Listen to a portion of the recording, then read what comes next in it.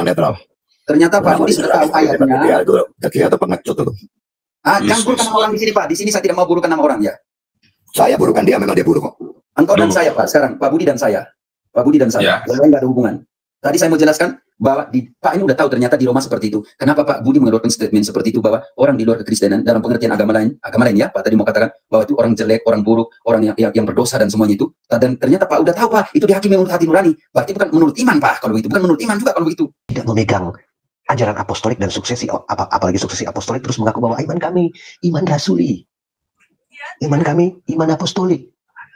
Emangnya dapat penumpangan tangan dari Barnaba rasuli apostolik? Emang dapat penumpangan tangan dari penerus rasul siapa? Para pendeta-pendeta kalian. Itu jadi pertanyaan buat mereka. Segitu dulu, Pak Host. Saya kembalikan. Amin. Oke, terima kasih. Saudara Budi Asali ini, atau yang diserupakan. Halo? Ya. Halo? Ya. Oke, Saudara Pendeta Budi Asali. Ya, ini nanti teman-teman, jangan rebutan ya. Kalau dialog dengan Pendeta Budi Asali, saya nggak mau rebutan ya. Jangan rebutan. Lebih baik siapa yang mau berdialog, saya kasih kesempatan, jangan diserobot-serobot. Oke, kembali ke topik ya, Saudara Budi Asali. Ini kaitan apostolik tanpa suksesi. Mungkin Anda punya sanggahan, silakan kalau mau disanggah. Karena ini pengajaran betul-betul suksesi apostolik, silakan. Kalian mengaku gereja apostolik itu apa maksudnya?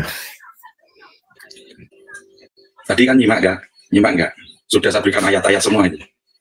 Enggak, maksudnya apa? Gereja apostolik itu maksudnya apa? Gereja apostolik itu gereja yang mendapatkan warisan iman. Tumpang tangan yang tidak terputus, itu suksesi apostolik. Yang bisa ditelusuri sampai para rasul, habisan itu.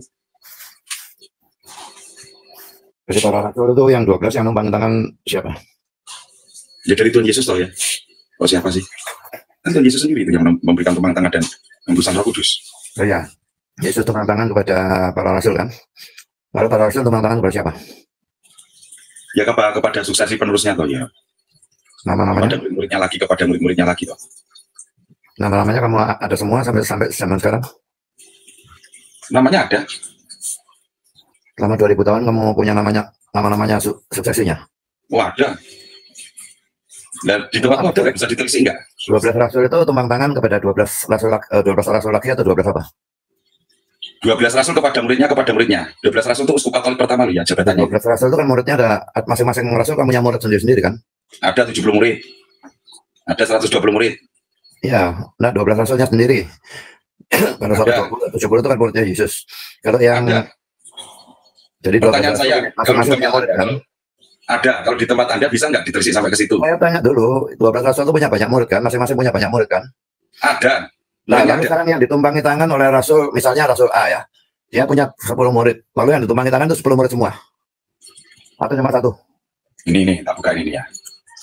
Yang berasumsi liar lah. Dialognya jangan berasumsi liar nih. Petrus aja dulu dari Petrus. Ya ini Petrus, saya pakai Petrus ya. Biar clear, jangan Petrus, jangan Rasul A, jangan B, nggak tepat gitu. Dialognya nggak asik. Petrus itu di tahun 42 sampai 67. Setelah Petrus, Linus itu di tahun 68 sampai 79. Petrus asli Israel, Linus asli Italia. Habis Linus dilanjutkan ke anak Petrus tahun 80 sampai 92. Petrus numpangnya cuma satu orang. Loh iya toh. Linus itu tumpang tangan dari Petrus. Cuma satu orang ya. Rasul yang lain selanjutnya. Nah, rasul yang lain. Rasul yang lain? Ya, harus numpangin tangan laki orang lain apa enggak? Ada. Ya, harus numpangin tangan siapa? Polikarpus, muridnya. Polikarpus ya. Oke. Andreas numpangin tangan siapa? Andreas itu menurut tradisi Yahudi itu menumpang tangan kepada Uskup Stakis, itu yang ada di Bizantium, Uskup pertama Bizantium. Murid Andreas. Ya, lalu rasul yang lain, Yakobus. Kalau Yakobus itu belum ada informasi detailnya sih, kalau Yakobus, karena kan dia kan meninggal lebih awal. Kalau Yudas Tadius itu dia Yakobus. Nah, kalau Yakobus yang menurut surat Yakobus itu menurut kalian siapa?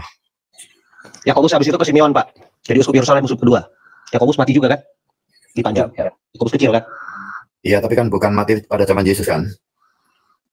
Ya enggak, Yesus kan naik ke surga duluan dong, Pak. Iya. Yakobus yang mati di Kisah Rasul pasal 12 itu kan juga Yesusnya sudah naik ke surga kan? Iya. Lalu Yudas yang bukan Iskariot itu numpangin tangan siapa? Matias itu tadi. Yudas digantikan Matias. Ya, tapi Yudas tak menumpang Yudas tangan. bukan Yudas Iskariot. tidak menumpang tangan. Yudas tidak menumpang tangan. Yudas Ada Iskariot. 2 Yudas kan, yang satu Yudas Ya. Iskariot, yang satu Yudas yang bukan Iskariot. Yang Tadeus, Bukan Iskariot Yudas itu Tadeus. murid. Itu rasul itu. Kalau Baru Ya, dia- Yudas Tadeus. kalau menurut Kita ngikutin Pak Budi ini, Ya, nanti kita mau sampai besok dikatakan Pak ngomongnya dia. Pak. Kita sampai besok Pak ngomongnya. Sambil apa? Sampai besok kita mau ngomongnya Pak ini. Kalau kita mau ngambil urutan-urutannya, karena kita kan buka data kan ini sampai besok. Iya. Soalnya aku nggak percaya kalian punya datanya. Loh, Masa sih? Karena menunjukkan yang dari begini, Pak. Kami menunjukkan dari Rasul Petrus. Kalau memang menurut Bapak Rasul lain juga punya murid, ya itu tugas Bapak yang menunjukkan, bukan kami. Oh, boleh jadi saya rasul baca lain tak punya murid. dulu ya.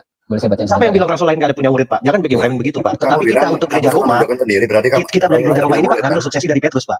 Jangan framing begitu. Oh jadi murid lain nggak punya Rasul lain nggak punya murid. Oh, kenapa Oh, ngambil suksesi dari Petrus? Lah kan kita ritus barat, kita Latin, ritus Roma. Terus Ritus kenapa dari Anglikan gereja di Roma. Gini kalau gitu terus nggak selesai, Bos.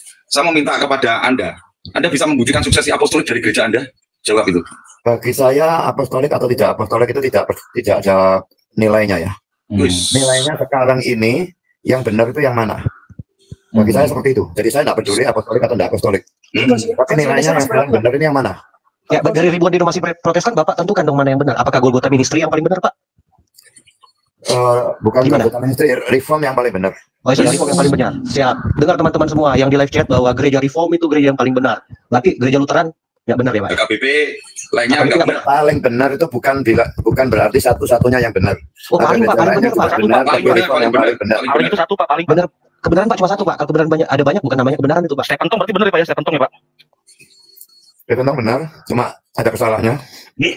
Dan masa salah gimana sih Pak? Bukannya Stephen von Reform Pak? Reform separuh dia. Ah siap. Tolong didengar teman-teman. Salut buat Pak Budi Asali. Lanjut Pak. Saya ngomong apa adanya, bagi saya dia cuma semi reform. Enggak apa-apa. Siap Pak. siap siap siap. Menurut pandangan Bapak enggak apa-apa. Jadi Makanya saya sering-sering dia juga. Pak Budi, gini Pak, Bisa saya dilihat percaya. di YouTube saya kalau tidak percaya. Saya sering dia banyak. Oh, saya percaya Nah, Pak. dia menurut saya bukan reform yang full. Oh, saya percaya. Karena Pak Budi suka banyak menyerang gereja dan saya percaya itu. Begini Pak Budi kan saya percaya juga Pak Budi juga jago dalam hal ayat-ayat Alkitab. Pak Pendeta Budi tahu kan bahwa di dalam Alkitab itu ada Patriark Yerusalem. Kalau kita sebutnya Patriark ya Pak ya, ada Patriark Yerusalem, ada Patriark Alexandria, ada Patriark Antioquia, dan ada Patriark Roma. Ini awal-awalnya aja nih Pak, awal-awalnya aja.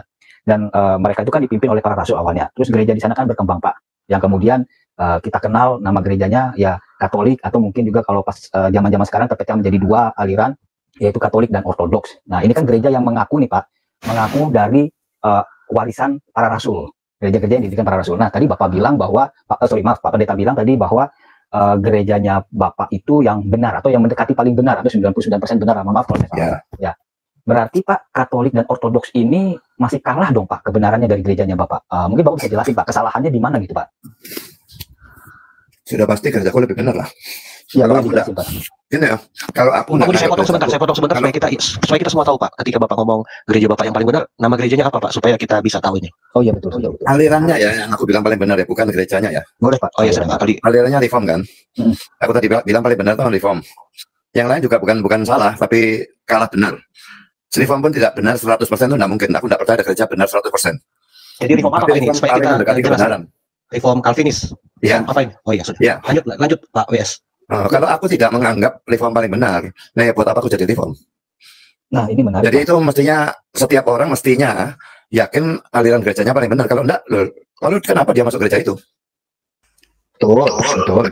Berarti kan? Betul. Begini Pak. Kalian pasti Katolik dianggap paling benar kan? Betul. Betul. Saya pasti percaya. Nah, iya sama paling saja. benar. Ortodoks pasti juga anggap dirinya paling benar. Betul. Jadi aku Begini, tidak Pak. bilang semua gereja salah atau gimana. Tapi aku bilang reform paling benar. Ya begini Pak. Ini konteksnya ada suksesi aja Bos, biar nggak Ya, melebar ini terus ke saya suksesi. mau narik ke sana sebenarnya Mas. Saya mau narik ke sana. Ya, Begini ya. Pak. Gereja Reform kan kita tahu itu munculnya 1600 tahun kemudian Pak ya. Dan Reform sendiri saling mereform gitu Pak. Karena yang saya pahami bahwa reform yang pertama, yang original awal muncul sama reform yang sekarang ada itu telah mengalami pembaruan.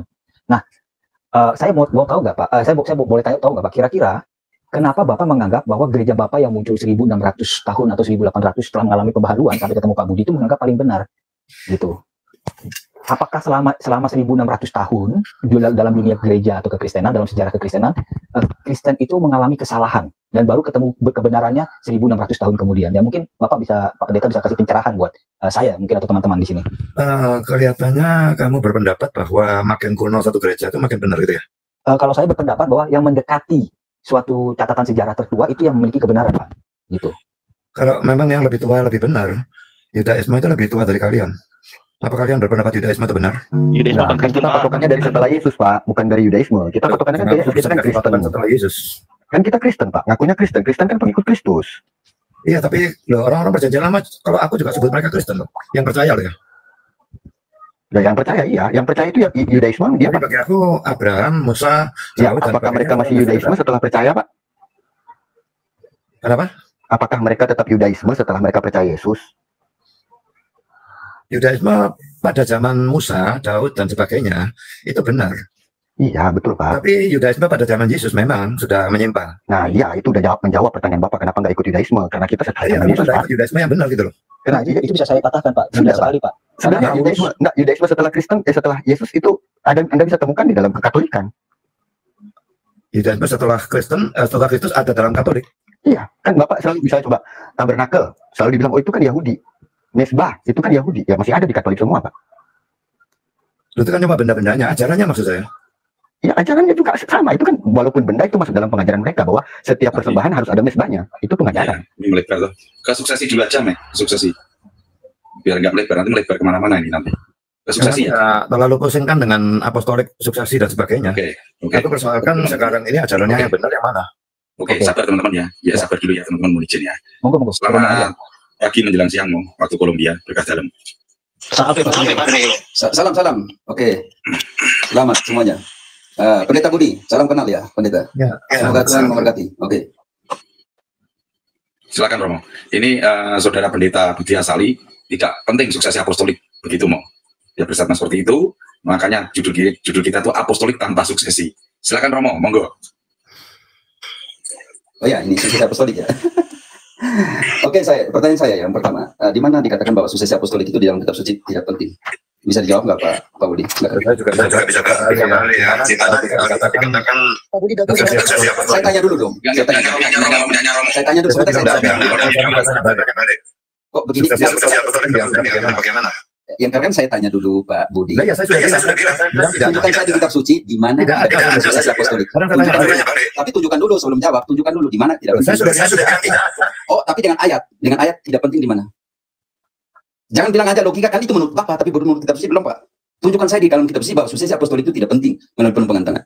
Karena saya tidak percaya yang penting. Karena harus ditunjukkan dengan ayat di kitab suci. Kalian yang penting. Itu kalian yang bisa menunjukkan ayat. Kalau Pak Budi menganggap itu tidak penting, tunjukkan di ayat kitab suci bahwa itu tidak penting.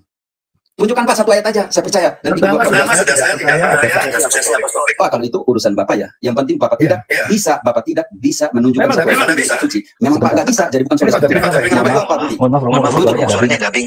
Romo turun dulu nanti masuk lagi. Mohon maaf Romo. Oke, saya turun dulu.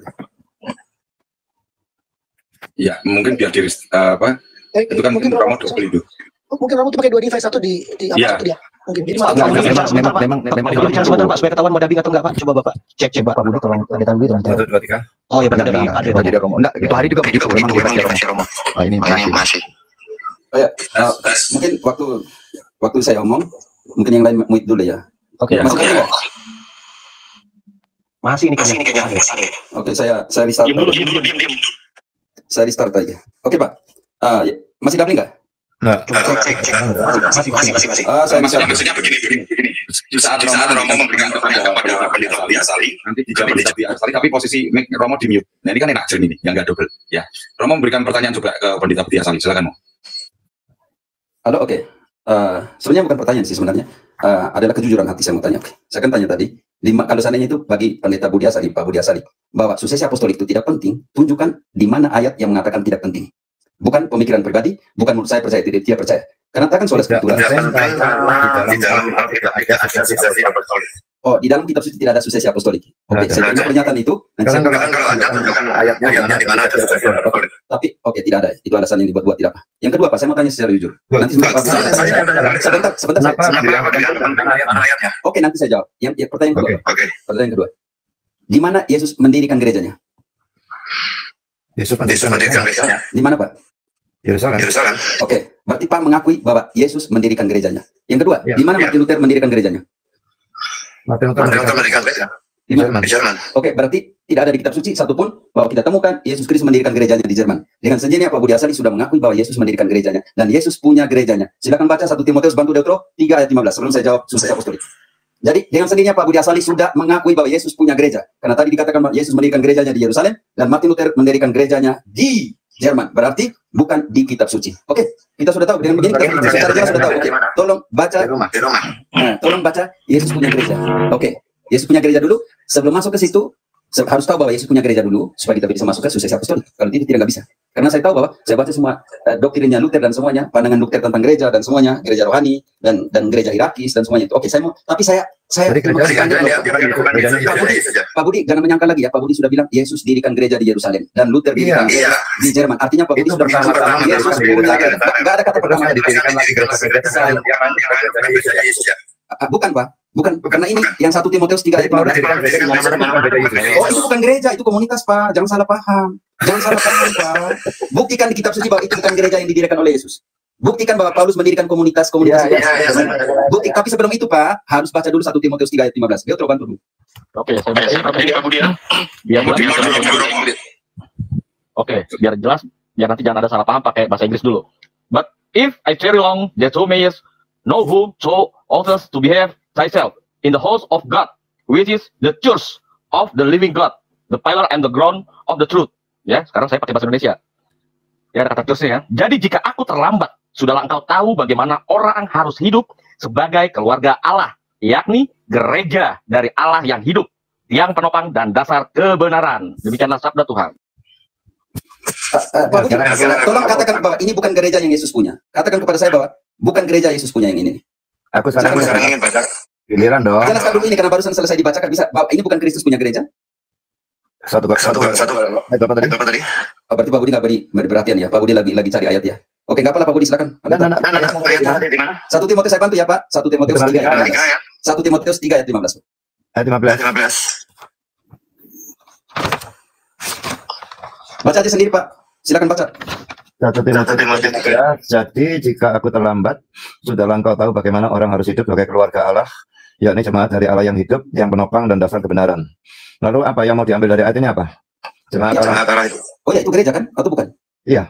Oh ya, jadi gereja yang mana yang menjadi tiang penyangga dan dasar kebenaran Pak? Gereja yang mana kalau gitu? Banyak ya? Silakan dijawab Pak Salih. Gereja yang mana yang menjadi tiang penyangga dan dasar kebenaran? Yang disebut gereja di ayat ini kan? Iya, nanti sebentar kita. Tapi gereja yang mana dulu yang menjadi tiang dan dasar kebenaran? Gereja yang mana Pak? Gereja yang dia punya. Gereja yang dia punya. Pak akan baca dulu bagian pertamanya. Gereja yang dia punya. Gereja dari Allah yang hidup. Gereja dari Allah yang hidup. 3 kali saya ulang ini. Gereja dari Allah yang hidup. Gereja yang mana Pak? Yang Pak bilang yang reformis yang paling benar? Menurut kamu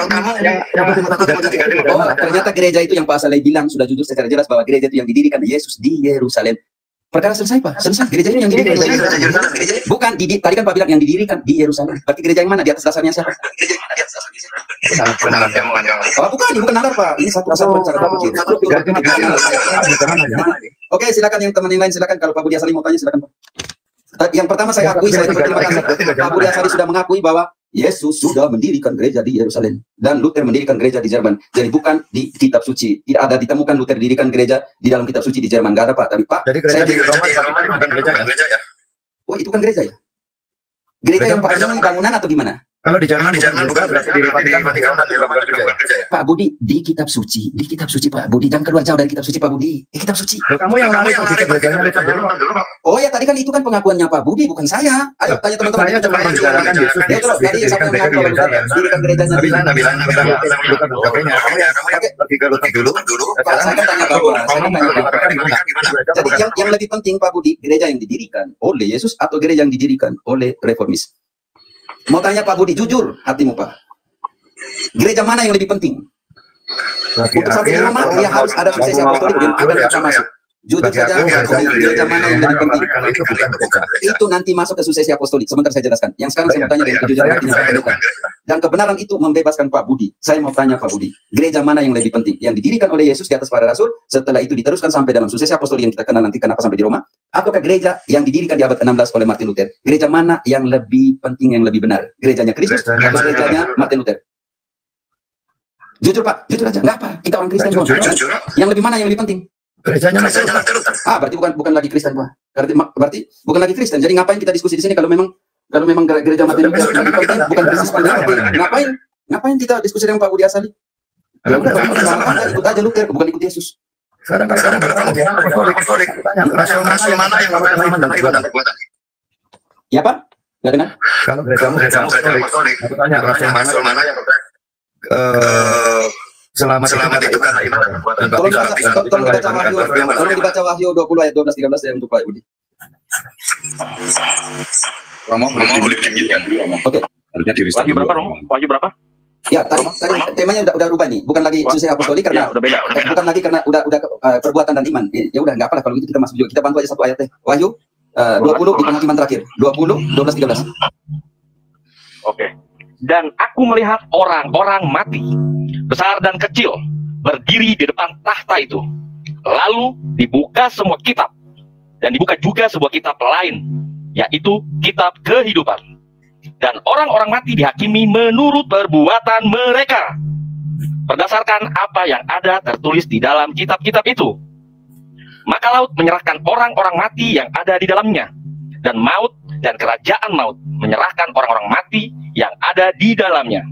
Dan mereka dihakimi masing-masing menurut perbuatannya. Demikianlah sabda Tuhan. Rasul Yohanes, Pak Budi Asali dalam Wahyu. Kalau Pak Wahyu, Pak Budi Asali kalau ya. Kita berikan mencatat orang-orang yang percaya. Mencatat orang-orang yang percaya. Bagaimana supaya tahu Pak Budi Asali percaya? Bagaimana cara mengetahui bahwa Pak Budi Asali percaya? Dibaptiskan Pak Budi dibaptiskan supaya tahu bahwa nama Pak Budi tercatat di dalam buku kehidupan. Yang tadi yang tercatat di dalam buku kehidupan itu Pak dihakimi menurut perbuatan. Percaya supaya bisa masuk ke dalam buku kehidupan Pak Budi. Bukan Pak. Jadi ngapain dibaptis Pak Budi? Yang tercatat dalam buku kehidupan dihakimi berdasarkan perbuatan Pak saja untuk menentukan balanya surga. Oh Pak, yang tidak tercatat dalam buku kehidupan itu dihakimi perbuatan jahatnya untuk menentukan hukumannya. Yang tidak tercatat di dalam buku kehidupan nggak dihakimi lagi Pak. Baca ayat 15. Tolong deh supaya Pak Budi. Mohon izin Romo sama Fanda sebentar. Pak Budi ganti tema. Tadi saya menyesal Pak Budi tadi belum menyelesaikan tema yang di atas. Tapi saya mau hadiahkan. Ya, tadi Pak Budi yang menyeleweng dari tema. Tapi saya mau katakan satu hal untuk Pak Budi. Pak Budi yang tidak tercatat dalam buku kehidupan tidak dihakimi lagi. Ayat 15, mereka langsung dibuang ke sana Pak. Tolong Detro baca ayat itu, kita kembali ke tema deh. Ayat 15 ya Pak Budi, baca ayat 15 Pak Budi. Romo minta Romo. Kayaknya seperti Romo pakai Bluetooth ya. Kalau pakai Bluetooth teman dulu Romo. Enggak ya. Oke. Oke ya. Dan setiap orang yang tidak ditemukan namanya tertulis di dalam kitab kehidupan itu, ia dilemparkan ke dalam lautan api itu. Statementnya Pak Budi bahwa yang tidak ada di dalam buku kehidupan dihakimi menurut perbuatan, Pak Budi selesai. Iya, makanya tadi jangan keluarkan statement yang tidak biblis Pak. Itu hati-hati loh. Pak Budi hati-hati statementnya. Saya menyesal dong Pak Budi bilang ahli kitab suci. Saya menyesal loh sebagai saudara. Saya mau tahu yang mana yang kamu anggap tidak biblical. Ya tadi Pak Budi kan baru bilang itu, saya setuju karena Pak Budi tadi keluarkan statement bahwa yang tidak tercatat di dalam buku kehidupan dihakimi menurut perbuatan. Salah besar Pak baru mengaku loh. Bahwa yang tidak tercatat dalam buku kehidupan itu dibuang langsung tanpa penghakiman. Ini loh, kita sebagai Kristen kita mau mereka saudara kita yang keliru. Ini loh Pak Budi baru mengaku, itu saya setuju. Sebelum katakan seperti itu Pak Budi bilang begini, yang tidak tercatat dalam buku kehidupan, saya belum tulis Pak. Yang tidak tercatat dalam buku kehidupan, Pak Budi bilang begini, mereka akan dihakimi menurut perbuatan. Salah besar Pak. Mereka nggak dihakimi menurut perbuatan, mereka dibuang langsung sana. Ini loh, baca kembali ayat 15. Jadi kalau orang percaya itu mau dilemparkan ke neraka, jadi berarti neraka itu sama rata seperti masyarakat komunis begitu ya? Oh Pak Sentu Roma, Pak ini Pak Sentu Roma 2 ayat 12-24. Saya nggak mau baca sana ya Pak. Bagi mereka yang tidak kenal Kristus, ini berbeda loh. Bagi mereka yang tidak kenal hukum Taurat, Pak saya nanti bantu ayat-ayat. Saya nggak mau masuk penghakiman. Kita kembali. Iya Pak Budi udah. Iya Pak Budi kan Pak bilang orang yang nggak beriman. Saya mau bantu dengan ayat, nggak usah lah. Saya kembali kepada Erik lah untuk kembali ke tema kalau gitu. Tapi Pak Budi tadi mengelabui saya dengan tema yang lain. Saya menyesal ya Pak Budi. Kita ngomong satu belum selesai. Pak masuk ke penghakiman, perbuatan dan iman dan semuanya. Makanya saya nggak mau tema itu. Romo boleh Oh, kalau nggak- Oke, silakan. boleh turun dulu gak? Turun, restart handphone, nanti naik lagi Romo. Supaya jangan Oke, oke, saya akan buat deh. Tapi Pak Budi, hati-hati ya Pak Budi. Tolong lihat konteks penafsiran itu dalam konteks semua kita. Selalu Tadi Pak tadi bilang ayat 12 dan 13, lalu Pak bilang statement yang saya kecewa ya. Pak statement yang Pak bilang yang tidak ada di dalam buku kehidupan itu dihakimi menurut perbuatan. Ternyata ayat 15 itu menjelaskan beda dengan Pak statementnya Pak ya. Saya menyesal tapi tidak apa, saya turun dulu untuk restart HP dulu. Oke. Nah, host, sorry menyela. Tadi Pak Budi bilang dia tidak suka dengan tema ini, makanya dia tidak mau tema ini. Mohon maaf Pak, bukan tamu yang menentukan temanya Pak. Kita yang menentukan tema. Silakan menentukan tema, tapi aku nggak mau bicara Ini apostolik tanpa suksesi ini loh temanya Pak. Aku nggak mau tema itu kok. Lah kalau nggak mau ngapain naik Pak? Lah tadi aku diundang naik, yang naik minta naik masa aku. Ya konsekuensinya seperti itu Pak. Masuk di room orang temanya apostolik tanpa suksesi ya itu. Oh ya sudah, nggak usah bicarakan itu. Aku turun aja kalau gitu. Aku ngomong tentang apostolik, aku nggak percaya apostolik kok. Ya udah Pak Budi mau Pak Pendeta mau tema apa? Katolik militan turun dulu, nanti Romo nggak bisa masuk. Ya, saya turunkan ya teman-teman tim dulu ya, jangan kebanyakan teman-teman tim. Bisa saya untuk turun aja. iyalah Brandon Aku boleh turun. aku aja Erik apa tuh? Ya, kalau kebanyakan nanti Romo kayak sana ya. Ya wes, aku turun aja, aku turun. Aku bisa nggak ditaruh di backset, bisa nggak ya aku ya? Nggak bisa ya? Bisa nggak aku di backset? Nggak bisa lah langsung rungkat tuh. Langsung rungkat. Nah, ya, ini Gak apa-apa, tunggu sebentar banyak. Bro. Ya udah ini Eklesia, lanjut dulu sama Budi Asali, saya turun dulu, Iya. Romo bisa naik. Oke, saat saya paman ya. Kok bisa Om Om? Ya, oke. Nah, suara saya bisa kedengaran ini.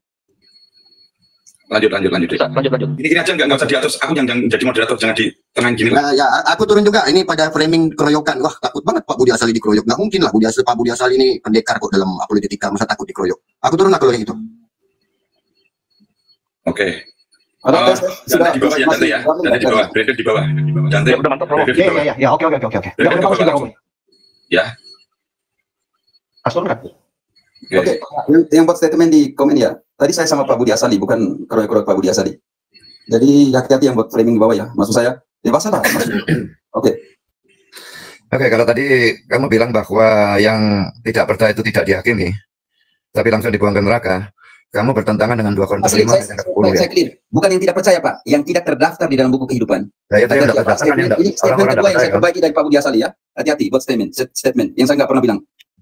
Orang yang tidak terdaftar dalam kitab kehidupan itu kan orang tidak percaya kan. Ya benar. Benar sekali. Jadi yang percaya, yang tidak percaya itu tidak dihakimi kamu bilang kan. Langsung dilemparkan ke neraka kan. Budi kan, Pak Budi, saya kan sudah kasih ayat. Sekarang Pak Budi tunjukkan di ayat di mana, di mana yang tidak percaya itu dihakimi menurut perbuatan. Di mana Pak? Oke, 2 Korintus 5:10. Oke, itu bagi mereka yang beragama lain. Bagi mereka yang beragama lain, bagi mereka yang Setiap beragama orang memperoleh apa yang patut diterimanya sesuai dengan yang dilakukannya dalam hidupnya ini, baik ataupun jahat. Berarti orang jahat dihakimi apa enggak? Ya Pak? Pertanyaan saya, ini Orang konteksnya. jahat dihakimi apa enggak kalau berdasarkan ayat itu? Dibaca semua Pak. Tadi kan Pak baca, coba kita baca semua dari ayat 12, Deutero. Supaya jangan hanya satu ayat. 2 Korintus Ya, 5 ayat yang ke-10. Iya Pak, kita baca. Oke lah dari 10 sampai dengan 24 kalau mau. Kan jangan keluarkan dari konteks Pak Budi Asali. Jangan keluarkan dari Ini konteksnya selanjutnya, ini sudah topik yang berbeda. bukan itu ini konteksnya bagi mereka yang tidak Konteksnya itu mengenal ayat 1 Taurat. dengan ayat 10. Iya, bagi mereka yang tidak mengenal hukum Taurat dan bagi mereka yang tidak mengenal Injil. Konteksnya di situ, Pak. Bukan untuk orang Kristen, Pak. Bukan untuk orang Kristen. Kok bisa bukan untuk orang Kristen baik atau jahat itu? Yang jahat itu apa? Ini Yang Roma baik ini itu Roma apa? 2 ini pernyataan bukan untuk yang bukan orang Yahudi dan bukan orang Kristen. Bukan orang yang tidak bukan orang-orang yang ini adalah untuk orang-orang yang tidak mengenal Kristus dan tidak mengenal hukum Taurat. Dibaca konteks itu. Kalau kita mau baca Pasal 5 kok bisa tentang hukum Taurat gimana Pak? ya kita bisa baca semuanya Pak. Silakan kita baca semua, kita bedah malam ini nggak apa. Tetapi yang saya kecewa itu kita tadi masih itu apostoliknya sudah diganti ya. Tapi belum selesai Pak Budi, belum terima bahwa tapi Pak Budi sudah terima bahwa gereja yang didirikan Yesus itu gereja maaf ya, Yesus mendirikan gereja, Pak Budi sudah mengakui. Saya terima kasih banyak lah untuk ini. Yang kedua, Pak, sebelum selesaikan tema 1, Pak Budi sudah masuk ke perbuatan dan iman. Sudah dijelaskan di situ di Wahyu, Pak Budi lari ke Roma 2. Tapi Roma 2 itu bukan satu ayat saja ya, Pak. Bukan Roma 2, Roma pasal 2 Korintus kok. Oke, kita 2 Korintus nanti saya jawab dengan Roma. Oke, baca semua 2 Korintus. Silakan Deutro dibaca 2. Ini tema beda ya, percaya Yesus selamat. Oke, silakan. Oke, ini saya baca ya. Satu perikop apa mau gimana nih? Satu perikop ya. Perikopnya Pak Budi aja. Apa? Santai aja. Jangan tawar hati. Jadi mau mulai dari mana? Dari bab 5 atau gimana? Nah, Dari terserah bab Pak 5 Budi. Karena ini apa ya? Pernyataan Pak Budi ya, Pak Budi yang pilih. Silakan. Ya, saya bacakan dari 2 Korintus 5 ayat 1-nya ya sampai 10 ya. Atau sampai selesainya ya sampai 10. Oke. 2 Korintus 5 ayat 1 sampai dengan 10. Karena kami tahu bahwa jika kemah tempat kediaman kita di bumi ini dibongkar, Allah telah menyediakan suatu tempat kediaman di surga bagi kita. Suatu tempat kediaman yang kekal, yang tidak dibuat oleh tangan manusia. Selama kita di dalam kemah ini, kita mengeluh. Karena kita rindu mengenakan tempat kediaman surgawi di atas tempat kediaman kita yang sekarang ini. Sebab dengan demikian kita berpakaian dan tidak kedapatan telanjang. Sebab selama masih diam di antara kemah ini, kita mengeluh oleh beratnya tekanan. Karena kita mau mengenakan pakaian yang baru itu tanpa menanggalkan yang lama. Supaya yang fana itu ditelan oleh hidup. Tetapi Allah lah yang justru mempersiapkan kita untuk hal itu. Dan yang mengaruniakan roh kepada kita sebagai jaminan segala sesuatu yang telah disediakan bagi kita. Maka, oleh karena itu, hati kami senantiasa tabah. Meskipun kami sadar bahwa selama kami mendiami tubuh ini, kami masih jauh dari Tuhan. Sebab hidup kami ini adalah hidup karena percaya, bukan karena melihat. Tetapi hati kami tabah dan terlebih suka kami beralih dari tubuh ini untuk menetap pada Tuhan. Sebab itu juga kami berusaha, baik kami diam di dalam tubuh ini, maupun kami diam di luarnya, supaya kami berkenan kepadanya. Sebab kita semua harus menghadap tahta pengadilan Kristus, supaya setiap orang memperoleh apa yang patut diterimanya, sesuai dengan yang dilakukannya dalam hidupnya ini, baik ataupun jahat. Kembali lagi, ini kan bab yang diambil oleh Pak Budi Asali, supaya orang mendapat apa tadi? Yaudra, Pak Budi yang pilih bab ini, Korintus ini. Silakan Pak Budi, silakan Mancarnai. Yaudra, tolong dengan penegasan, supaya setiap orang apa tadi? Sebab kita semua harus menghadap tahta pengadilan Kristus, supaya setiap orang memperoleh apa yang patut diterimanya, sesuai dengan yang dilakukannya. Iman? Enggak, dilakukan perbuatan. Oke, Pak Budi, silakan Pak Budi. Pak Budi yang pilih ayat ini, bab ini, dari bab ini, silakan. Kita semua itu siapa di situ? Tidak usah tanya, jelaskan ini dong, nggak jalan perbuatan kita ini. Kita semua kan? Kita semua siapa? Ya, Pak tadi bilang oleh pembenaran oleh iman, justifikasi por la fe yang namanya, justifikasi privado fide. Kita semua itu kan semua orang tanpa kecuali kan? Oh, kita semua. Ini loh yang percaya Pak. Yang percaya kan omong tentang Kristus, omong tentang Injil. Ini loh Pak. Yang tadi sebentar saya jelaskan nanti di Roma 2. Tapi Pak Budi Asali tadi bilang oleh iman. Dia tolong baca itu, dan Pak Budi Asali, kita semua berarti Pak Budi juga ya kalau begitu. Arti bukan oleh iman ya Pak Budi. Oleh apa tadi dia dibaca lagi? Pak Budi jelaskan. Semua orang dihakimi. Iya, dengar dulu Pak Budi. Jangan potong dong, jangan potong. Menurut apa Pak? Ya, sebab kita semua harus menghadap tahta pengadilan Kristus, supaya setiap orang memperoleh apa yang patut diterimanya, sesuai dengan yang dilakukannya dalam hidup ini. Oh, bukan dalam hidup ini. Pak Budi, jangan potong ayat Pak Budi. Tolong jangan potong ayat Pak Budi. Ya, apa yang potong ayat? Dalam hidup ini memang yang itu perbuatan kita dalam hidup kapan? Oh, di atas dunia ini, baca ulang deh. Pak Budi nggak mengerti, silakan baca ulang. Ya, ini mengenai perbuatan. Sebab kita semua harus menghadap tahta pengadilan Kristus, supaya setiap orang memperoleh apa yang patut diterimanya, sesuai dengan yang dilakukannya dalam hidupnya ini, baik dalam ataupun hidupnya jahat. ini. Maaf Deutro, dalam hidupnya ini. Silakan Deutro lanjut. Baik ataupun jahat. Demikianlah Tuhan. Perbuatan semua kita, Pak Budi Asali, bukan karena iman ya Pak Budi. Iman itu membuat kita tahu bahwa kita ada di buku kehidupan. Tetapi perbuatan kita itu kita dihakimi menurut perbuatan. Kamu tadi kan bilang tidak dihakimi, yang tidak percaya langsung dibuang ke neraka. Tapi di sini dikatakan semua dihakimi, yang baik maupun yang jahat semua dihakimi. Pak, itu bukan saya yang ngomong loh. Itu kitab suci yang ngomong, bukan saya Pak. Itu bukan saya. Menafsirkannya nabrak kitab suci ini, ayat ini. Bukan nabrak Pak, bukan nabrak. Ini yang ngomong untuk kita semua yang percaya kepada Kristus. Kita semua, karena ini pengajaran ini. Untuk yang tidak percaya kepada Kristus ada yang lain. Tolong kita bantu. Roma 2, bab 2. Ya, Pendeta Budi ini dirilis ke YouTube. Nanti jangan bisa nonton sendiri ulangannya ya. Jadi jangan ngeles itu. Oke. Pendeta Budi nggak bisa menjawabkan sendiri ayat yang Pendeta Budi pilih. Yang kamu lari dari ayat ini, jangan lari dulu. Ini belum dibereskan kok. Oh ya, Pak Budi kan Pak Budi bilang semua orang, tapi ini udah dikatakan penginjilan dan semuanya, berarti orang yang sudah percaya kepada Kristus, Pak. Loh, kok bisa tidak percaya Kristus? Orang baik. Korintus ditulis tahun 50, Pak. Korintus itu ditulis tahun 50, Pak. Dan untuk yang tidak percaya kepada Kristus, yang beragama lain, itu ada ayatnya Roma 2, Pak. Kalau mau saya mau bantu. Yang pertama, Pak, jelaskan dulu bahwa penghakiman kamu tidak membahas ayat ini karena kamu tidak bisa membahas ayat ini, kamu lari ke ayat lain. Oh, kenapa? Berarti Pak Budi Asali jelaskan dulu. Baca kembali ayat ini dong, menurut perbuatan. Baca konteks deh, kalau begitu. Silakan. Sudah saya baca konteksnya. Lalu apa yang menunjukkan bahwa ini bukan semua orang? Tunjukkan apa yang dalam konteksnya menunjukkan bahwa ini bukan semua orang tanpa kecuali. Ini kita sudah katakan, ini semua orang dalam pengertian yang sudah percaya kepada Kristus. Pak, baca kembali. Anda percaya tidak dihakimi? Ini pernyataan dalam pengakuan iman rasuli. Kamu kan sudah kan pengakuan iman rasuli kan? Ini surat untuk orang apa, Pak? Ya, dihakimi siapa? Dalam pengakuan iman rasuli. Pak, ini ganti-ganti tema ya. Maksud saya tidak mengerti. Kita kalau itu jelaskan konteks Korintus ini. Ini temanya tetap sama. Nggak bisa, relativisme nggak bisa. Ini harus percaya kepada Kristus. Aku dia salih, jangan lari. Jadi kalau kamu bilang yang nggak percaya nggak dihakimi, lalu pengakuan iman rasulimu bilang apa? Bukan nggak percaya, nggak terdaftar di dalam buku kehidupan. Nah, yang nggak terdaftar dalam kitab kehidupan itu orang nggak percaya kan? Pak, nggak tahu nggak, Pak? Bisa dikeluarkan dari buku kehidupan, Pak. Bisa dikeluarkan dari buku kehidupan, Pak. Saya nggak percaya itu. Oh, ya, kalau itu nggak percaya kitab suci, ada loh di kitab suci katakan bahwa bisa dikeluarkan. Saya tahu itu ada, tapi artinya bukan seperti itu. Tapi sekarang kita tidak membicarakan itu. Sekarang kita membicarakan orang yang jahat itu, yang tidak percaya itu dihakimi atau tidak dihakimi. Pak, orang yang tidak ada dalam buku kehidupan. Pak, ini nggak mengerti ya. Saya bilang mama saya itu Maria, bukan Elisa. Pak, benar itu harus Elisa. Mama saya itu Maria. Pak bilang bukan itu Elisa. Mama saya itu Maria, bukan Elisa. Kita sudah jelas, saya sudah jelas bahwa yang tidak terdaftar di dalam buku kehidupan. Ini Yohanes katakan dalam tadi yang kita bacakan Yohanes 20 ayat 15, yang tidak terdaftar dalam buku kehidupan dilangsung ke sana tanpa penghakiman. Yang Pak ngambil dari Korintus ini, itu Pak harus tahu tahun 50-an Korintus itu baru ditulis.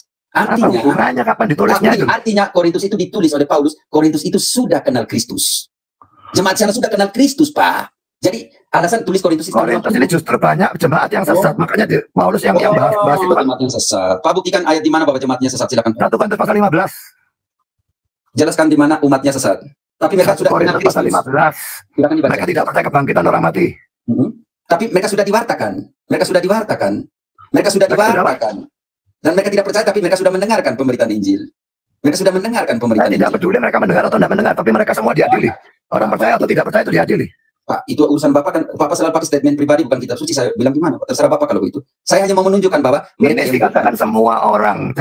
Ya, kita semua harus menghadap takhta pengadilan Kristus supaya setiap orang memperoleh apa yang patut diterimanya sesuai dengan yang dilakukannya dalam hidupnya, ini baik ataupun jahat. Kalau ini bukan menunjuk pada orang Kristen dan orang non Kristen, ya saya tidak tahu kamu bagaimana kamu tafsirkan ayatmu. Ya begini Romo, tolong dibantu Romo kami dan kami semua di sini Pak Budi, tunjukkan ayatnya bahwa orang yang tidak percaya itu, orang jahat itu adalah orang yang tidak percaya. Bisa dipastikan bahwa orang jahat pasti orang tidak percaya. Ada nggak ayat yang bisa? Orang percaya itu bisa jahat ya? Justru itu kita minta bantuan ke Bapak, mana di ayatnya di Alkitab mengatakan orang jahat itu adalah orang yang tidak percaya. Orang baik pasti orang percaya dan orang jahat itu orang yang tidak percaya. Kita bicara ayat, Pak. Ayat mana yang mengatakan itu? Ini semua orang ini dipisah menjadi dua. Jadi orang jahat dan orang baik. Kalau bicara menafsirkan, saya bisa menafsirkan orang baik dan orang jahat. Dia orang percaya, tapi jahat. Oh, orang percaya bisa jahat ya? Ya bisa, Pak. Banyak buktinya, Pak. Dalam orang percaya bisa berbuat jahat, tapi dia tidak bisa lalu orang percaya itu jahat. Jahat berarti terus-menerus jahat. Ya kan tidak dikatakan di situ terus-menerus jahat juga, Pak. Cuma dikatakan orang jahat. Orang baik dan jahat ini lalu menunjuk, jadi yang baik maupun yang jahat menunjuk pada orang percaya. Ya kan konteksnya dia lagi berbicara kepada umatnya. Jemaat di Korintus bukan orang percaya, Pak. Orang percaya semua, Pak. Jemaat di Timotius orang percaya semua. Jemaat yang semuanya orang percaya itu tidak ada. Jangankan jemaat Korintus, jemaatnya Kristus sendiri yang 12 orang itu 1 orang pengkhianat. Iya, makanya maksud saya begini, Pak. Konteksnya kan orang baik, orang jahat, kepada jemaat kan, Pak. Percaya. Begini, Pak. Surat Paulus itu kepastinya selalu pada jemaat kan? Jemaat di Korintus, jemaat di Roma. Nah, kalau berbicara jemaat berarti kan orang percaya, Pak. Jemaat tidak ada yang semuanya orang percaya. Di mana ayatnya, Pak? Muridnya Yesus yang 12 itu semua orang percaya. Deutro. Muridnya Yesus yang 12 orang itu semua orang percaya apa enggak? Oke. Jawab itu. Pak Budi Asali, kita harus tahu tujuan dari suratnya. Jawab pertanyaan itu. Muridnya Yesus yang 12 orang itu semua orang percaya apa enggak? Lagi Pak Budi Asali kok lari ke suksesi lagi. Tadi nggak mau minta suksesi, sekarang minta ke suksesi lagi. Iya sih? Siapa yang bersuksesi? Pak Budi bilang gereja yang Yesus sendiri dirikan itu semua orang percaya apa enggak? Kalau Pak bilang begitu, Pak Budi, kita harus kembali salamnya Paulus kepada jemaat di Korintus. Silakan Deutro, buka 1 Korintus ayat 1 sampai 2. 1 Korintus 1 sampai 2. Kita harus tahu pertanyaanku kok. Ya, saya akan jawab pertanyaanmu. Kita harus tahu bahwa surat ini ditujukan kepada siapa, Pak Budi. Kalau sudah tahu pada gereja Korintus, itu masa bisa 100% orang Kristen, itu tidak masuk akal. Kita harus baca surat ini ditujukan untuk siapa, Pak Budi. Kalau sudah tahu, ternyata konteks Korintus. Saya sudah tahu surat ini ditujukan oleh siapa. Baca bukan karena Pak Budi nggak mau percaya. Masalahnya Pak Budi nggak mau percaya, tahu tapi tidak percaya. Ya udah tolong baca dong. 1 Korintus 1 sampai 2. 1 sampai 2. Itu untuk siapa? Bentar ya. Bentar, saya permisi bentar ya. Baca lagi. 2 menit. Bentar. Ya, sambil tunggu Pak Budi, baca deh Deutro. Korintus itu untuk siapa? Silakan. Ya, 1 Korintus 1 ayat 1 sampai dengan 2. Dari Paulus yang oleh kehendak Allah dipanggil menjadi Rasul Kristus Yesus, dan dari Sostenes saudara kita kepada jemaat Allah di Korintus, yaitu mereka. Deutro, kepada siapa?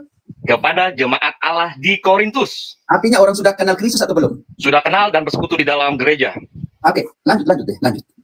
Kepada jemaat Allah di Korintus, yaitu mereka yang dikuduskan dalam Kristus Yesus dan yang dipanggil menjadi orang-orang kudus dengan semua orang di segala tempat yang berseru kepada nama Tuhan kita Yesus Kristus, yaitu Tuhan mereka dan Tuhan kita. Oke, nanti Pak Budi kan ambil 1 Korintus tadi. Pak Budi dengan sangat hati, kita harus tahu Korintus itu ditulis untuk siapa saja. Supaya konteks Korintus itu kita bisa tahu dari awal sampai di akhir. Oke, Deutero, Pak Budi sudah di sini. Kita baca lagi surat Korintus itu untuk siapa? Oke, silakan. Ya, dari Paulus yang oleh kehendak Allah dipanggil menjadi Rasul Kristus Yesus, dan dari Sostenes saudara kita kepada jemaat Allah di Korintus, yaitu mereka yang dikuduskan dalam Kristus Yesus dan yang dipanggil menjadi orang-orang kudus dengan semua orang di segala tempat yang berseru kepada nama Tuhan kita Yesus Kristus, yaitu Tuhan mereka dan Tuhan kita. Demikianlah sabda Tuhan. Oke, Pak Budi, jadi konteks Korintus itu untuk orang-orang yang sudah percaya kepada Kristus. Tafsiranmu kacau balau. Bukan tafsiran saya. Oke, silakan baca ulang kalau itu. Ini bukan tafsiran saya, Pak Budi. Silakan baca ini loh. Kalau dikatakan gereja, itu bukan 100% orang Kristen semua. Suratnya ditujukan untuk kalau Yesus punya 12 rasul, itu aja satu pengkhianat. Bagaimana mungkin dia pengkhianat, tapi dia percaya kepada Tuhan. Berarti pendetanya itu Paulusnya itu lebih hebat daripada Yesusnya. Bukan setiap orang yang mengatakan Tuhan akan masuk ke dalam kerajaan Allah, melainkan mereka yang mendengarkan dan melakukannya. Maksud saya seperti ini, Pak. Jangan keluar dari Korintus. Suratnya untuk siapa? Ini dijelaskan semua satu persatu dong, Pak. Sudah saya jawab, itu untuk orang Korintus, itu memang untuk gereja, itu memang untuk orang Kristen. Tapi tidak ada satu gereja pun yang orang Kristen semua tanpa kecuali. Oke, tapi tunjukkan di Korintus. Oke, kamu jangan potong lah. Oke, silakan Pak Budi. Oke, silakan. Gerejanya Yesus saja 12 orang, itu ada satu pengkhianat yang bukan orang Kristen. Kalau gerejanya Paulus bisa lebih hebat dari itu, Paulusnya lebih hebat dari Yesusnya. Maksud saya Pak Budi, kalau ngomong dengan Yudas, dia masuk dalam persekutuan hanya dia karena uang. Karena uang ya. Kalau kita mau katakan dalam 1 Timotius 6:10, cinta akan uang adalah akar dari semua kejahatan. Maksudnya mau masuk ke tema ini. Tapi saya mau katakan bahwa surat ini ditujukan untuk siapa? Jadi kalau suratnya sudah tahu konteksnya apa yang dikatakan oleh Paulus. Yang Pak tadi mau katakan bahwa untuk orang-orang yang tidak percaya kepada Kristus, artinya tidak kenal Kristus, bukan percaya, tidak kenal Kristus, tidak kenal Injilnya, yang orang-orang yang tidak kenal hukum Taurat, ada penjelasannya itu di Roma bab 2 ayat 12 sampai dengan 24. Ini maksud saya, Bapak. Jadi tadi kalau persoalan di sini adalah semua orang jawab ya, pokoknya kata semua. Tidak ada gereja yang semuanya 100% orang Kristen, itu tidak ada. Jadi tidak peduli yang diberikan kepada jemaat Korintus, itu pasti ada orang Kristen dan pasti ada orang yang non Kristen atau Kristen KTP. Oke, tapi jadi penghakiman ini berlaku dalam 2 Korintus 5 ayat 10 itu berlaku untuk orang Kristen maupun orang Kristen KTP maupun orang kafir. Oke, Pak. Nanti hati-hati dengan orang-orang yang tidak kenal Injil ya. Itu nanti kita lihat nanti di Roma. Saya mau katakan satu ini, Pak. Berarti Pak terima kenyataan bahwa penghakiman itu menurut perbuatan? Iya. Berarti bukan sola fide lagi. Loh. Reformasi kan sola fide. Ya. Ini ya. Menghakimi ya. Pak ini enggak. Ini saya bingung ya Pak Budi Asal ini lompat sana lompat sini jadi enggak konsen. Maksud saya bingung ya. Lompat ini lompat sana. Ya barusan bilang percaya perbuatan. Saya step mau dipotong. Oh, silakan ngomong, Pak. Jadi bagi saya itu kalau pokoknya beriman dia itu masuk surga, itu nomor tidak bisa diganggu gugat. Yang tidak percaya masuk neraka itu juga tidak bisa diganggu gugat.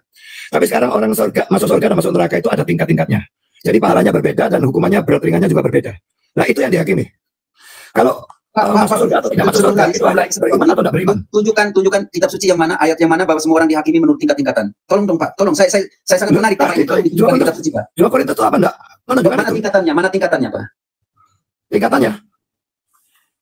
Jadi menurut kamu di surga tidak ada tingkatan? Yang mengatakan bukan saya, itu Pak Budi Asal yang mengatakan menurut tingkatannya. Tingkatannya apa? Menurut kamu tidak ada tingkatan di surga? Pak, jangan tanya itu Pak, yang harus jelaskan kepada saya. Bagi saya tunjukkan ayatnya Pak Budi, tunjukkan ayatnya, tidak sendiri yang menyampaikan, tunjukkan ayatnya, tingkatannya surga itu loh. Matius pasal 5 ya.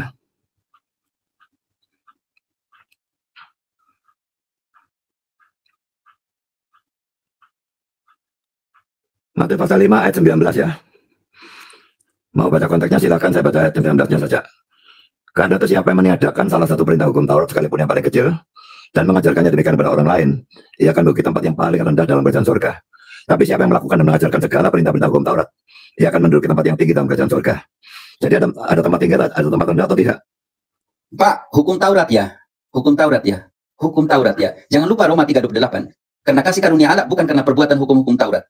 Ini kok Pak Budi Asali bertentangan lagi dengan Pak Budi Asali sendiri gimana?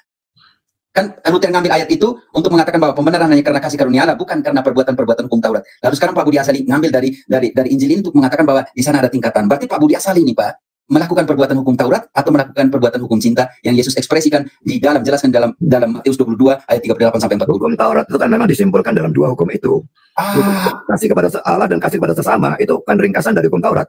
Oh, berarti kasih kepada siapa Pak? Bukan karena iman ya? Karena perbuatan kalau itu ngasihi. Loh, karena iman jelas ada. Ya, berarti perbuatannya di mana Pak? Kalau memang orang yang beriman dan perbuatannya mesti ada. Itu harus diekspresikan Pak dalam pelayanan. Kalau tidak ada iman, perbuatannya tidak akan muncul perbuatan baiknya. Oh ya, yang ini yang Katolik namanya. Yang pertama adalah kasih karunia Allah, yang kedua adalah kehendak bebas manusia. Sekarang gini saja lah. Masih begini saja apa maksud saya? Kalau debat 1 lawan 1 tapi melalui Zoom. Tapi aku minta moderatornya dan host dari Zoom-nya yang fair dan bukan seperti waktu aku debat sama Deki ya. Ayo aku tantang kamu 1 lawan 1. Oke, silakan Pak. Tantang aja Pak. Kapan? Terserah Pak, tergantung. Tapi selesaikan persoalan ini dulu Pak. Tadi persoalan Romo mohon izin. Saudara Budi Asali, Anda tidak bisa menyelesaikan konteks, lari konteks lain sampai sekarang nantang-nantang. Ini loh, selesaikan di sini. Ini selesaikan. Saya bisa paling sampai jam 12 malam, saya tidak mau lebih. Ya silakan. Ini kan mau jam 12 malam. Dibereskan daripada sekarang saling potong-memotong. Enggak ada yang saling potong-memotong kok. Ini ngomong. Anda yang lari konteks. Anda yang lari konteks. Ayo, berani apa tidak? Kalau ngomong tidak usah kasar iman kami. Pak Budi Asali, saya tiap hari sini debat sama pendeta, saya nggak pernah takut Pak Budi. Tapi dengan ayat ditangkap, dengan ayat ditangkap, saya nggak takut Pak Budi. Selesaikan dulu persoalan ini. Silakan ya. Mau kapan? Jangan lari-lari. Selesaikan persoalan ini dulu Pak. Jadi nggak berani. Beresin dulu nih. Perkara ini beresin dulu. Dasar belakang. Saya ngomong dipotong, sana ngomong dipotong ya. Jadi ya nggak ada gunanya. Kalau dalam debat kan ada moderator yang mengatur sehingga tidak boleh ngomong, yang satu tidak boleh ngomong selama yang lain belum selesai bicara. Kalau ini ada moderatornya jadi kacau. Oke, silakan. Erik, jadi moderator, saya diam lah. Oke, siap. Oke, saya jadi moderator ya. Oke, saya bilang ya, saya selesai jam 12 malam ya. Ya, nggak masalah. Silakan. Malam selesai, diberhentikan, mau dilanjutkan besok terserah. Ya, oke, silakan, monggo dijawab sama moderator nih. Saat tengah dulu. Saya sudah mengatakan bahwa 2 Korintus itu semua orang tanpa kecuali. Baik orang percaya maupun orang tidak percaya itu dihakimi. Kalau orang percaya, dia pasti masuk surga, tapi penghakimannya itu menentukan pahala di surga. Sedangkan orang tidak percaya, dia pasti masuk neraka, dan penghakimannya itu menentukan tingkat hukumannya di dalam neraka. Jadi itu pandangan saya. Cukup? Ya. Oke, silakan Romo. Ya, terus baca kembali ayat tadi dong. Apakah tadi saya tangkap dari Pak Sali bahwa semua yang percaya tidak lagi dihakimi menurut perbuatan. Orang yang salah, orang yang tidak percaya itu yang dihakimi menurut perbuatan. Hati-hati ini juga saya juga bingung ya. Tadi Pak Sali bilang semua orang dihakimi. Yang dalam Korintus katakan menurut perbuatan mereka. Artinya Pak, bukan hanya orang beriman nggak dihakimi. Siapa bilang? Orang beriman dihakimi. Dan orang yang tidak percaya juga dihakimi. Kalau seandainya pakai statementnya Pak Budi Asali tentang semua orang. Dibaca kembali dong konteks. Silakan Deltro. Yang dari 2 Korintus 5 ayat 10, Romo. Oke, silakan. Ini yang kita pakai konteksnya Pak Budi ya. Pak Budi ngambil dari sana. Silakan. Oke. 2 Korintus 5 ayat 10. Sebab kita semua harus menghadap tahta pengadilan Kristus, supaya setiap orang memperoleh apa yang patut diterimanya, sesuai dengan yang dilakukannya dalam hidupnya ini, baik ataupun jahat. Oke Pak Budi, di sini di mana dikatakan bahwa orang beriman tidak dihakimi, karena orang yang beriman masuk surga, sedangkan orang yang tidak beriman dihakimi menurut perbuatan. Di mana dikatakan di sini Pak Budi? Silakan Pak Budi. Silakan. Orang yang di dalam kitab kehidupan tadi kan orang percaya. Jadi orang percaya itu pasti masuk surga. Tapi dihakiminya itu untuk menentukan pahalanya di surga. Jadi saya percaya orang beriman maupun tidak beriman dihakimi. Oke, tadi Pak sudah bertentangan dengan statementnya Bapak ya. Rekaman masih ada ya, Erik. Pak, tadi saya dengar baik, saya belum kuliah. Pak bilang yang beriman tidak dihakimi. Yang dihakimi itu hanya mereka yang tidak percaya. Oke, kalau begitu kita masuk lagi dalam konteks yang Pak sendiri ambil tadi dalam konteks Wahyu 12:13. Pak ngambil sendiri dari konteks itu. Lalu Pak sendiri yang membuat pertentangan dari statementnya Pak sendiri. Gimana tuh Pak? Saya nggak ngerti. Tolong dijelaskan lagi deh Pak. Silakan. Saudara Budi Asali, monggo. Wahyu 20 ayat 12 ya. Ya, maaf ya Pak. Minta maaf ya, saya potong sedikit. Kan Pak Budi tadi ngambil lagi ke belakang lagi buku kehidupan. Oke, kalau kita Pak Budi kamu bantu dong kalau 20 ayat 12 konteksnya gimana tuh? Loh, ini yang tadi sudah dibaca konteksnya, masa diulang? Ya, tadi kan Pak Budi lagi ngambil lagi dalam buku kehidupan. Buku kehidupan kita temukan di sini, Pak. Tadi kan Pak Budi belum jelaskan dalam konteks Korintus tadi. Di Korintus tadi Pak Budi keluarkan statement bahwa yang percaya masuk surga, yang tidak percaya dihakimi menurut perbuatan. Tetapi ini nggak dikatakan oleh Korintus. Korintus katakan semua orang dihakimi menurut apa yang dibuat di atas dunia. Iya, semua orang. Semua Jadi semua orang yang berdosa itu dihakimi. ini menurut perbuatan. Tapi yang baik itu adalah orang Kristen, yang jahat itu orang non Kristen. Oh, jangan Jadi bilang berarti begitu Pak. dua-dua itu Hati-hati. dua-dua dihakimi. Jangan bilang orang non Kristen nggak baik Pak, nggak bisa. Siapa bilang itu Pak? Saya yang bilang.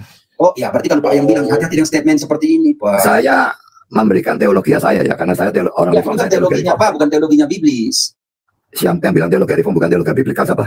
Oh iya Pak. Oke, kita bantu Pak Deutro. Silakan Mas Deutro. Saya percaya menghargai orang yang teman-teman di luar kekristenan ya, Islam, Hindu, Buddha. Saya menghargai dan mereka punya tempat di dalam Kristus. Saya mau katakan ini. Tolong bantu saya dengan Roma bab 2 ayat 12 selanjutnya. Pak Budi saya coba berikan Saya mau bahas wahyunya, sekarang kamu lari ke Roma juga. Pak tadi bilang statement bahwa orang jelek itu, orang buruk itu, orang berdosa itu di luar kekristenan. Ini hati-hati loh Pak. Saya jelaskan di sini dulu supaya menjawab statement seperti ini. Itu statementnya Pak Budi dijawab dengan Roma pakai ayat. Roma kami pakai ayat loh ini. Saya menjawab statement ini Pak Budi, bukan lari Pak, bukan lari. Nanti kembali. Saya menjawab baru saya menyesal. Pak Budi katakan orang yang tidak percaya kepada Kristus artinya agama lain itu orang jelek, orang buruk. Ini statementnya ada kok. Ini saya jawab dengan kitab suci di tangan. Kan nanti orang-orang yang tidak kenal Kristus, yang tidak kenal hukum Taurat, mereka dihakimi menurut apa yang ada di dalam hati mereka. Tahu menurut hati nurani.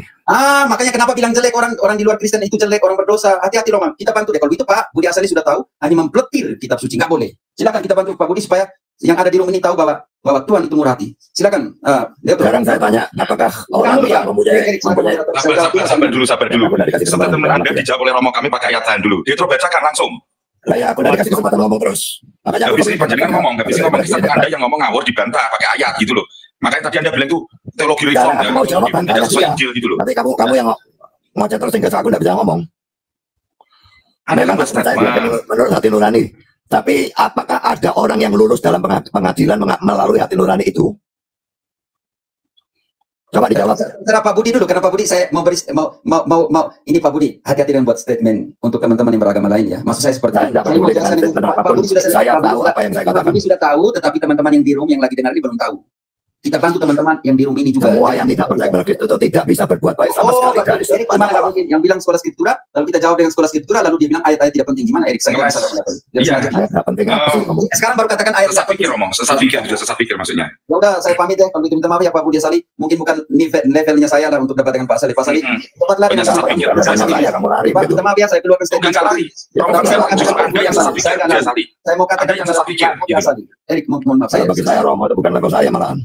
Oh, terserah urusan Pak Budi. Tapi saya menyesal dengan statement terakhir bahwa orang-orang di luar kekristenan itu orang jelek, orang buruk, orang jahat. Nggak boleh Pak, nggak boleh. Nggak ada penasaran kita bukan Romo. Nggak boleh keluarkan juga yang bicara kalau di luar Pak Budi. Pak Budi keselamatan. Pak Budi Asali saya tanya, apakah bukan Romo kamu, Romo Alargo itu yang bilang kalau di luar Katolik tidak ada keselamatan? Enggak, saya pernyataan. Oh, itu salah Pak. Ini ekstra eklesial itu kepentingan intern. Nggak boleh masuk ke tema ini karena saya mau selesaikan tema ini dulu. Saya nggak mau satu orang yang debatnya loncat ke sana, bunglon ya, warnanya ganti sini, nggak bisa. Selesaikan ini dulu. Kenapa? Kebebasan debat di situ Pak. Selesaikan satu tema baru muncul tema yang lain. Saya berkatakan saya menyesal dengan statementnya Pak dan saya tapi saya minta tempat yang netral. Ternyata Pak Budi sudah tahu ayatnya. Dia itu pengecut itu. Jangan burukan nama orang di sini Pak. Di sini saya tidak mau burukan nama orang ya. Saya burukan dia, memang dia buruk kok. Engkau dan saya Pak sekarang. Pak Budi dan saya. Pak Budi dan saya. Yang lain nggak ada hubungan.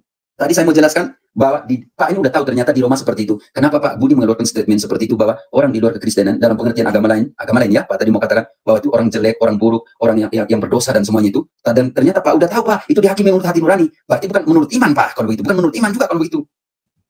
Karena dia tidak pernah punya Injil, dia tidak pernah punya hukum Taurat, maka satu-satunya dia dihakimi menurut hukum hati nurani. Tapi kalau dia sudah pernah mendengar Injil, dia dihakimi menurut Injil. Tapi kenapa statement tadi katakan bahwa mereka itu orang jelek, orang buruk, orang berdosa? Saya tunjukkan ayatnya ya. Saya justru saya mau tunjukkan ayat itu kepada Bapak. Saya mau tunjukkan ayatnya juga. Bapak yang mau tunjukkan ayat kepada saya. Oh ya, udah nggak apa-apa. Erik, saya mengatakan terima kasih untuk Pak Budi. Saya pikir dan terima kasih untuk waktunya. Saya tunggu di kesempatan lain ya Pak Budi. Tapi saya mau selesaikan satu tema Pak. Kalau kamu takut ya sudah, silakan. Saya nggak pernah takut Pak. Saya nggak pernah takut. Hanya Erik silakan dan teman-teman saya nggak mau Pak Budi yang bilang pendeta. Romo kami kecewa karena Anda dialognya lompat-lompat. Ya, Anda lompat-lompat semua. Loh, bukan omong kosong, kenyataan. Anda buat statement dijawab dengan Romo kami pakai ayat, Anda melompat lagi. Anda yang ngomong kosong. Sekarang saya tantang debat ketemu di Zoom kalau berani. Di sini aja sama saja. Di sini sama saja, nggak ada yang pengecut. Anda yang lompat-lompat ya. Anda lompat-lompat, Anda framing sana, framing sini. Anda lompat-lompat. Ini direkam di YouTube, jadi teman-teman bisa nonton kok. Ya, silakan direkam di YouTube, mau disiarkan di YouTube. Bukan, tadi. Sudah tadi kami relay gitu loh. Jadi teman-teman bisa memahami apa yang Anda sampaikan itu lompat-lompat Saya tantang, tapi dia tidak berani. Itu yang perlu dicatat. Saya tantang debat, dia tidak berani. Bos, di sini Anda udah lompat-lompat, mau debat apa?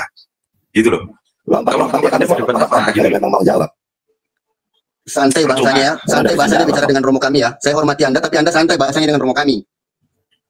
Ada apa saya hormati romomu?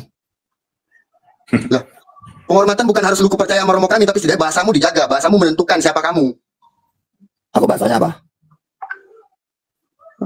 Giliran orang ngomong kasar kayak Romo Patrick Salibur, kamu kejang-kejang, bahasamu sendiri kayak gitu. Lah yang kena dia. Kenapa kamu datang ke dia? Orang udah disambut baik di sini, ditemani ngomong, bahasanya kayak gitu. Kenapa kamu tidak bahas dia? Loh, kenapa saya harus bahas sama kamu? Ya, Paman Erik mungkin kembali ke topik ya. Ya, oke, silakan. Oke, ya karena kesempatan dia kan tadi hanya sampai jam 12 ya, Pak Budi. Iya. Oke. Nah, saya langsung ke inti saja. Tadi ada dua pemahaman yang Pak Buas, apa ya? Saya mencoba menghormati. Padahal ini sudah di ujung banget ini. Istilah saya mau menyebut kamu bidat ya. Oke? Langsung aja. Oke. Nah, si bidat ini tadi berkata kepada kita bahwa hanya iman kepada Yesus yang menyelamatkan kita, ya. Tidak ada yang lain. Oke? Dan hanya imanlah sarana satu-satunya orang yang percaya itu diselamatkan. Nah, ini dipegang oleh semua aliran Protestantisme ya. Oleh karena sola fide. Oke? Ya. Nah, tetapi masalahnya ialah, boleh kamu buktikan kalau kamu dan seluruh jemaat sekte kamu itu diselamatkan juga oleh iman kepada Yesus. Iman kepada Yesus itu hanya menyelamatkan gereja yang sejati yang Kristus dirikan, bukan yang didirikan dari reformasi. Nah, sekarang saya mau lebih dalam lagi. Coba buktikan kalau kamu termasuk yang diselamatkan oleh iman kepada Yesus. Mana buktinya, Pak Budi? Buktinya aku punya keyakinan yang datang dari Roh Kudus. Kamu keyakinan Gnostik. Dan buktinya aku punya perubahan hidup keyakinan pribadi. Belum Kristen dan sudah Kristen. Kamu tanya tapi kamu tidak mau dijawab. Itulah sistem kamu, saya ikuti kamu. Kamu bukan Kristen. Iman kepada Yesus tidak menyelamatkan Protestan. Mana buktinya? Mana buktinya, Budi? Yang tidak selamat itu kamu. Kamu yang gak selamat. Kamu di luar gereja Kristus. Iman kepada Yesus hanya nanti dilihat pada saat kamu mati atau pada saat akhir zaman. Yang masuk surga siapa, yang masuk neraka siapa ya. Lihat aja. Lihat aja, para kudus kami sudah di surga, para reformator kamu busuk di neraka dan kamu akan ikuti. Kami mengajarkan, oke silakan tertawa. Kami mengajarkan teman-teman, ya memang kamu bidat akan binasa, Pak Budi. Calvin mengajarkan ada kamu yang bidat. Kamu yang bidat. Kamu itu penyebab patung. Teman-teman, kamu yang menyembah patung. Karena kamu menganggap patung adalah ilah. Nah, ada patung tapi kita putusan. Iya, tapi kamu menganggap patung kami adalah ilah. Bentar, Paman Erik. Jangan kompromi kepada bidat ini. Calvin mengajarkan ada dua kelompok yang ditetapkan dan kaum reprobat. Dan mereka inilah kaum reprobat. Kalau kamu bukan penyembah berhala, kenapa hukum kedua dalam 10 hukum Tuhan kamu buang? Saya jawab. Kami tidak buang. Penomoran 10 perintah Allah di dalam gereja Katolik itu mengikuti Agustinus, sedangkan kalian mengikuti Origenes. Dan dalam debat kami melawan jangan dipotong. Hukum Tuhannya itu urutannya seperti itu. Kenapa kamu menuruti Agustinus yang urutnya beda dengan Alkitabmu? Karena kamu di dalam debat melawan Islam. Sebentar saya potong ya, Budi. Tadi bilang saya silakan. Ini sekarang ngomongnya ngomong lagi. Tadi sudah ngomong, jangan ngomong sudah. Bukan karena ngomong. Tadi kamu nggak mau supaya saya potong Roma tadi. Mau jelaskan Roma, kamu potong supaya saya nggak boleh jelaskan. Makanya saya malas dengan orang-orang seperti ini. Romo yang nggak konsisten dalam hidup. Oke, silakan. Maka udah konsisten sudah usah ngomong. Level Romo nggak level dengan bidat ini. Tadi dia tadi kamu tidak dapat levelnya. Tidak, kamu rendah, kamu bidat. Kamu bisa buktikan. Kamu yang bidat. Kamu nggak bisa buktikan iman kepada Yesus itu menyelamatkan Protestan. Nggak ada bukti. Mana buktinya? Mana? Buktinya apa? Tunggu kita mati kan tadi kamu katakan. Buktikan. Saya belum selesai jawab kamu. Tadi kamu katakan. Kamu paling masuk api penyucian itu kalau api penyucian ada. Kalau tidak ada, kamu langsung masuk neraka selama-lamanya. Justru karena Protestan bukan Kristen, Allah di dalam pengetahuan yang menetapkan api penyucian untuk menyucikan jiwa-jiwa Protestan juga. Termasuk kamu akan masuk purgatori dulu. Tapi kalau kamu masuk neraka, kenapa kamu ketawa? Kalau kamu masuk purgatori, aku bawa air condition. Purgatorinya ada dingin. Tapi buat aku sendiri. Nah, ingat teori pemuka agama Protestan. Purgatori menjadi dingin karena ada Protestan. Ya, tetapi kamu membuat neraka makin panas. Dan kamu Aku cuma ngomong seperti itu, suatu ejekan. Purgatori itu omong kosongmu. Justru kamu yang tidak ada satu ayat pun dalam Alkitab, bahkan Alkitabmu yang berbicara tentang api penyucian. Purgamu aja aku tidak bisa pastikan, purgatori kamu pastikan bagaimana ceritanya. Coba tunjukkan ayat mana yang ada ajarkan api penyucian. Dan Rasul mana yang percaya api penyucian? Rasul mana yang doa salam Maria? Rasul mana? Oke, jangan cuma kamu bertanya. Ini bukan kuis Budi bertanya Katolik menjawab. Kamu juga belum bisa buktikan. Rasul mana yang percaya selamat karena iman dan perbuatan? Oke, saya Rasul mana yang punya percaya berpaus? Rasul mana yang percaya pada reliks? Loncat terus, loncat ada semua gitu ngakunya. Apostolik di Protestan diselamatkan oleh iman pada Yesus. Nggak ada ayatnya. Nggak ada ayat yang percaya bahwa Protestan diselamatkan oleh iman pada Yesus juga nggak ada. Jadi saya mau tunjukkan itu ayat untuk nggak tahu etika, Om Erik. Udah cukup. Bukan nggak tahu etika, karena dia kaum reprobat. Dia memang ditetapkan untuk jadi bodoh seperti ini. Ya. Kamu percaya reprobat juga ya? Ya karena kamu kaum reprobat. Ya, kamu percaya reprobat. Kamu kaum elek. Katolik itu kaum pilihan, kamu kaum reprobat. Oke, Eklesia itu memilih penyembah berhala itu masuk surga ya. Tidak ada bukti Protestan diselamatkan oleh iman pada Yesus, Pak Budi. Tidak ada. Sudah. Tidak ada bukti, Pak Martin. Jangan Kamu yang pengecut, mosok tantang orang di sana. Kamu udah iya, makanya kita siap. Tetap. Paulus bilang, Petrus bilang tetap kebenaran. Aku saja kamu udah Oke, yuk kita baca sekali definisi ya. Deutro. Biar Paus maupun Dewa aku udah bisa menang enggak? Boleh tolong buktinya terakhir lawan dia aja kamu lari. Aku lari. Ya, siapa? Siapa? Sudah Michael, sama dulu. Lalu usah dilayani lagi. Oke, kita baca ini Deutro, tolong baca 2 Timoteus 3 1 sampai 7. Baca dong. Ya. 2 Timoteus 3 1 sampai 7. Mari kita refleksikan sama-sama. Paulus yang menulis kepada uskup Timoteus seperti apa